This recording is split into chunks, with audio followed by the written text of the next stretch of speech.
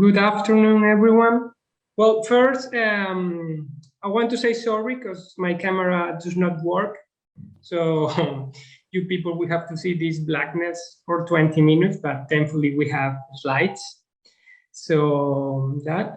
Second, we want to say thank you to the organizer for giving us once again the opportunity to participate in this conference. We are glad. And third, Joaquín and I will want to talk about how to consume and produce with responsibility in the Anthropocene. So buckle up, and I hope you enjoy our presentation. So Joaquín, you can start now. Okay, thank you, Alberto. My name is Joaquín Fernández, and this communication explores the SDGs from an animal ethics perspective. We are reaching now a point of no return with terrible systemic consequences. For example, climate change is causing a profound impact upon oceans ecosystems. Globally, the livestock industry is responsible for more emissions than the aviation industry. And the largest meat processing company, just one Brazilian company, is responsible for more emissions than Italy each year.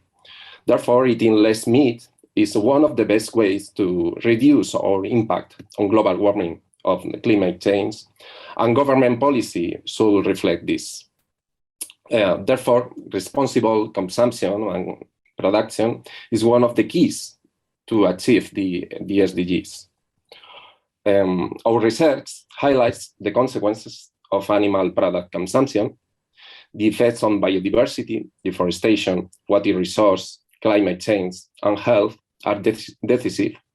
However, the agenda does not focus on ethics as one of the keys to address these problems. The different ethical approach to the moral status of animals justify the transition to plant-based diets, not only because the ecological consequences generate bad animal products consumption, but also because principles of justice.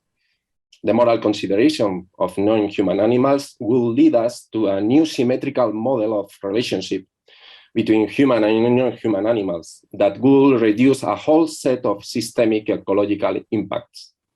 We are living now, for some authors, at the beginning of a new technological revolution, the fourth industrial revolution, a new technological breakthrough, and it's an opportunity to use technology in an ethical way, because technology is not an end in itself. Sustainability demands an understanding of the environmental problems systematically interconnected. The holistic nature of the agenda leads to a systemic understanding of the SDGs. The agenda cannot be understood independently, but rather studied in a relational way through multiple interconnection.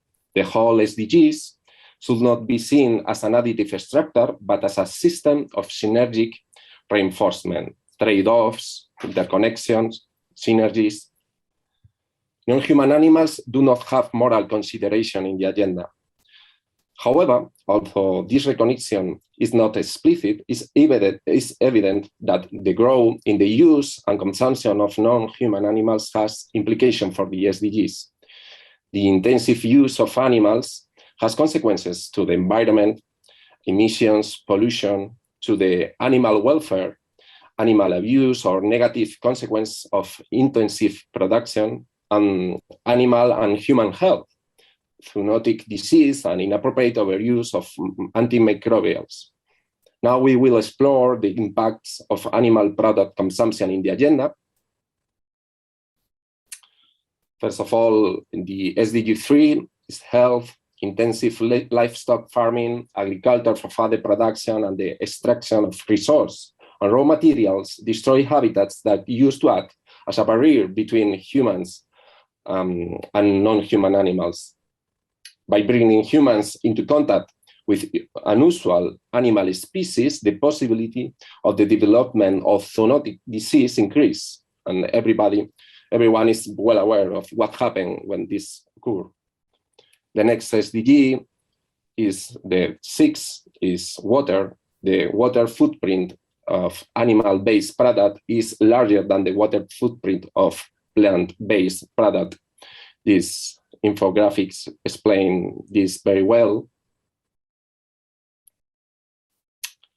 The next SDG is climate action 13. Studies have shown that a theoretical change to vegan diets reduce per capita diet-related greenhouse emission footprints by an average of 70%. And the vegan diet, whatever the indicator is considered, remain less resource intensive and environmentally damaging than other diets. And finally, SDG 15, life on land.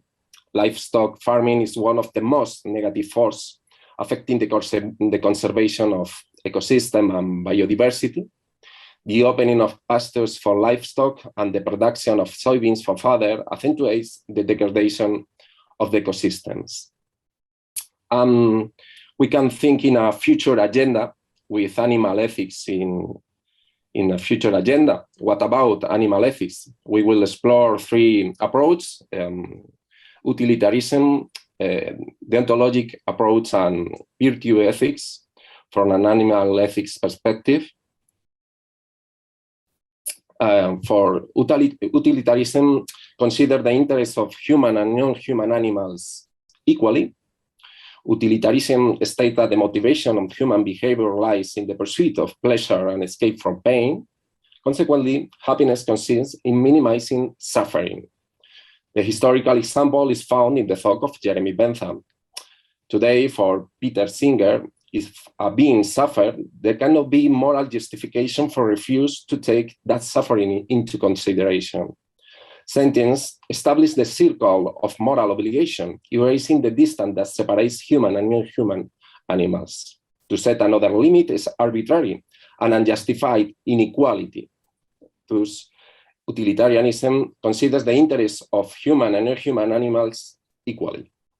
Pleasure and pain matter to all of us who feel them.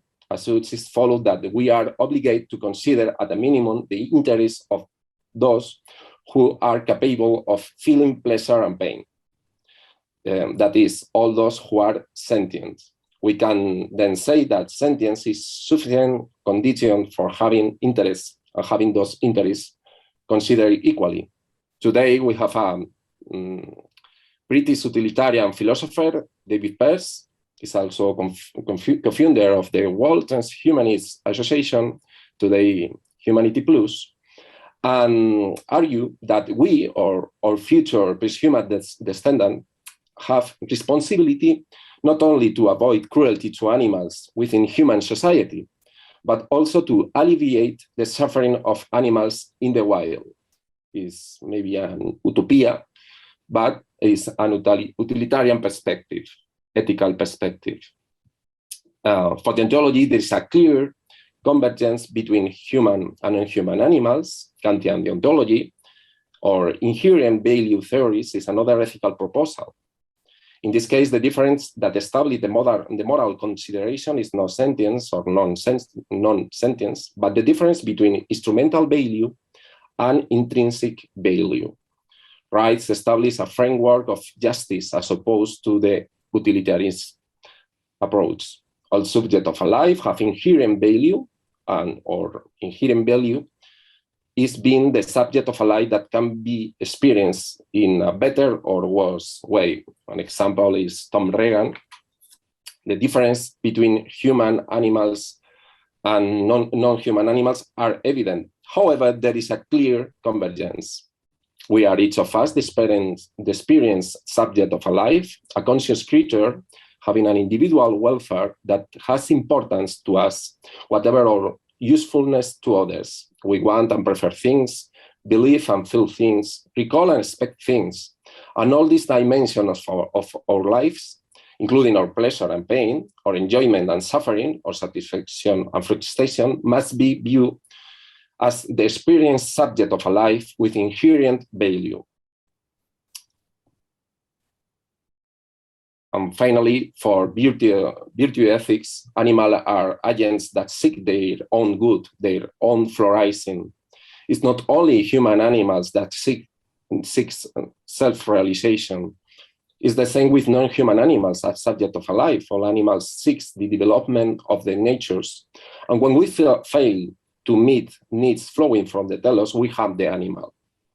The capabilities approach is not limited to the utilitarian proposal of fleeing from pain and seeking pleasure, but seeks the flourishing of the individuals. For Martha Nussbaum, defend the rights of animals to the realization of the good that is proper to them is that they have the right to the flourishing of their existence.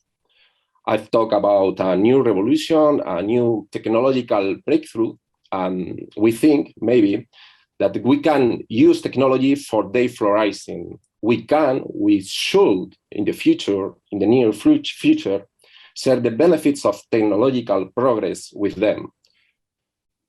And it's time for Alberto. It's my...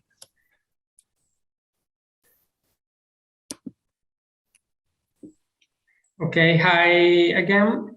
Let me share my slide. So now I will talk about some policies and practices from the animal ethics perspective that can adjust to the different SDGs. But first, how easy would have been just to say, we need a brand new SDG and immediately end the conversation? Well, rather, we believe in a systemic approach. The idea is to give some flashes of possibilities across all the SDGs. Obviously, I will not have time to go into the details, so I just want to highlight some of these policies and practices. So, for example, in relation to no poverty and zero hunger, we need to consider that emissions from meat consumption will accelerate climate change, and their synergistic effects will increase poverty and its consequences. Besides, soybean, grains, or corn used to and for livestock production could use it to feed the poorest in different ways. On the other hand, if we talk about education, children learning about animal sentience and ways of life can improve empathy and reduce interpersonal violence. If we focus instead in clean water and sanitation, we will learn that if consumers choose to replace from 10 to 15% of meat with alternative proteins by 2030, the reduction in water use will be of 7 to 12% of total fresh water. Let us think now, on the other hand, about decent work. Let us think about how slaughterhouse work is particularly unpleasant and brutal. Workers are being exposed to physical, mental, and environmental stress, with long wages and ruthless psychological conditions. What about the potential to reduce, wait a minute, I cannot, okay, yeah. What about the potential to reduce inequalities? Well, if we are aware about the fact that inequality in land ownership is a key factor, and those landowners usually tends to own cattle, leaving little space for small farmers, then smallholder farmers can drive other forms on land use. By the other hand, cities and communities can be animal friendly and not just with pets. And responsible ownership can reduce stray dogs and cats with its associated human health aspects. In relation to life below water and on land, plant-based foods can lead to a reduction for antibiotics in aquaculture, for example. In addition, a change in consumption habits can protect threatened species. On the other hand, livestock and fodder production has been the predominant use of clear land following deforestation. So if we replace from 10 to 15% of meat with alternative protein by 2030, we can reduce the total land use by 5 to 10%, at least according to the World Economic Forum. And by last, we need to talk a little bit more about technology, right? We believe that technology can be a tool at the service of normative criteria that include sentient beings, just like Joaquín just said, no? If technique determines the relationship of human beings with the world, the way we relate to the world and to non-human animal must obey a moral imperative. The development of technologies that manufacture foods makes it possible to achieve a Green New Deal while respecting the principle of animal justice. This is not to say that technology will save us, but in the climate emergency context that we live in, we will need to reorient the way we use technology, and through innovation start to promote the diffusion of alternative technologies or uses of technologies for the evolution of new forms of plant-based food and new forms of economic development. So you can see in this slide some examples. That would be all. Thank you very much for listening.